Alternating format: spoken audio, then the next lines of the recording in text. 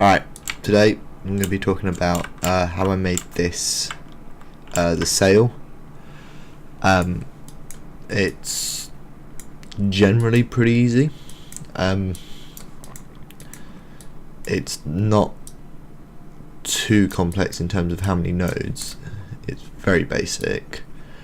And to make this I use 3ds Max, Substance Painter and UV4. So I'll start off with 3ds Max. It's literally just a plane which I then brought out. So if I just make a very quick example, so plane, add an edit poly, then dragged these ones up, drag those ones up, and drag those ones down like that. That's how I made that. Obviously the final version will probably be more like that, but as this is just a test, like the actual shape doesn't really matter. Then I unwrapped it, it was essentially already unwrapped. I just re-relaxed, which made it more of a true unwrap. I then had to convert it to an editable poly so I could look at vertex colors. So I made these ones red because these are the areas I don't want the world position offset to be affected, and this was very similar to the way I did the tents in my camp diorama,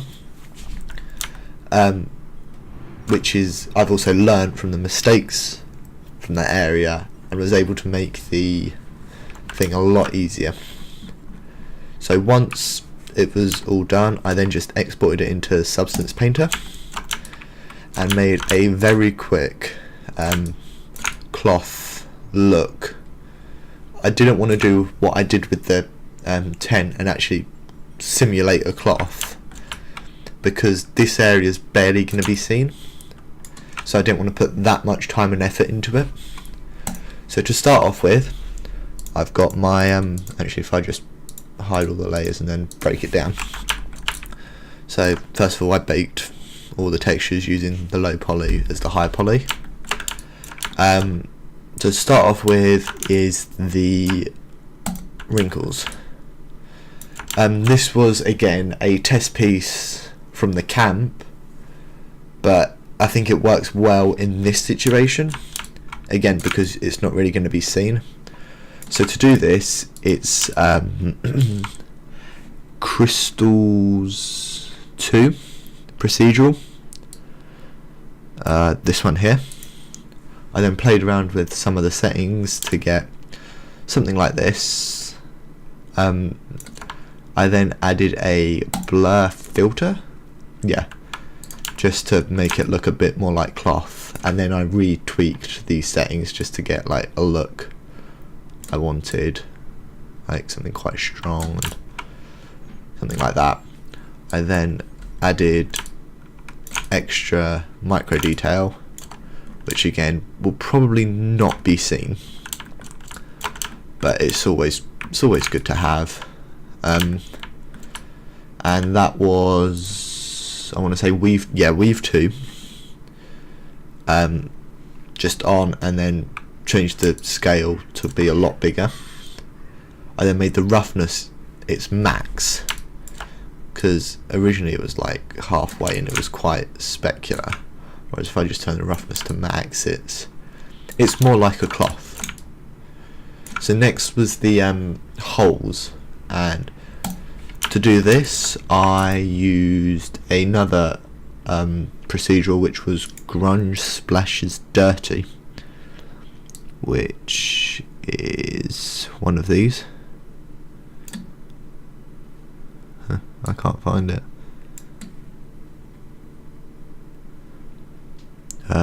Anyway, it's one of these. I then inverted it because originally it was like that, which doesn't really look like a sail. So then I inverted it and then played around with some of these settings just to get something I like. Oh, another thing, talking about the weave just before I carry on is I also had to turn the height way down to literally 2, just so you could see it.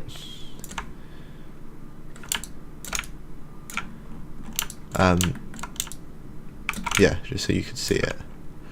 And then finally was like these extra tears.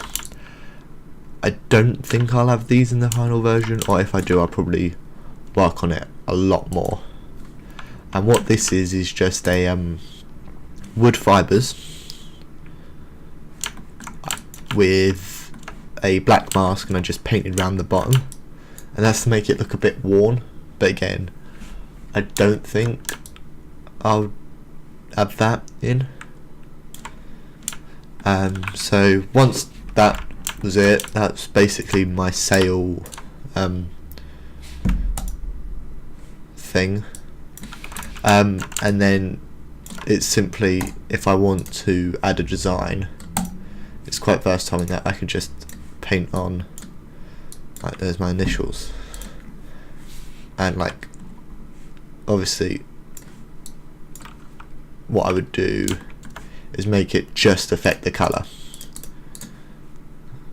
So if I just delete that layer, remove layer, the paint layer, affect just the colour, so that way nothing really gets affected, and then I can just stuff like that, and then I can export, which I did.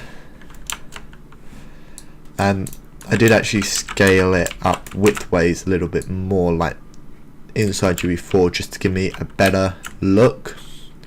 I mean, clearly it's not to scale, because the ship, I mean this ship I've not really even spoken about yet, and I don't think I will, because I'll have a better version of it. But yeah, it's just to give me an idea of the shape, to see how it looks, and it looks better when it's scaled widthways, because when it looked normal it didn't look that right. So yeah, just scaling it widthways, it helped it. In terms of the material, if I just bring back the material editor, all I did was bring in the maps into the material. For things like the metallic and the roughness, I could just do 0 and 1, but I didn't think about that at the time, and that will be something I do, because a cloth wouldn't really be specular. So yeah, all it is simply just bringing in my maps, dragging them into their correct position, and then for the height, I found a tutorial on bump offset, which kind of makes it look a little bit better without adding things like tessellation and stuff, because again, it's quite far away, so I want it to stand out, but I don't want it to be too demanding. So I think this was a good thing to do, and again, I'll put it in the references section of the ideas gen, and all you do is you simply just drag in your height map. I think you can use any channel and just drag it into the height, and then you drag these to the UV and the normal map, and then carry on. I couldn't do this for my rope because I've got the rotator, so it would be a lot more difficult to set up. So that's how I got the sail look. And then the grass, well, not the grass, but the actual waviness, this was directly copied from my 10 for the camp diorama, which is literally just a vertex colour, drag it into a multiply. For the simple grass wind, I will be referencing a tutorial we had in Games Engine on how we made this, because this is one pre-built inside UE4, which for the purposes of a test piece is quite helpful, as it just gives you a really good look. But I'd probably want to make it myself, just so I can say that I've made it. But with this grass wind you add 4 inputs, which is intensity, weight, wind and speed, and I've made these all parameters just for the purposes of this test, so I can just play around with it and see which ones I like. I just got to apply that because where I hit Control Z it's kind of messed it up a little bit.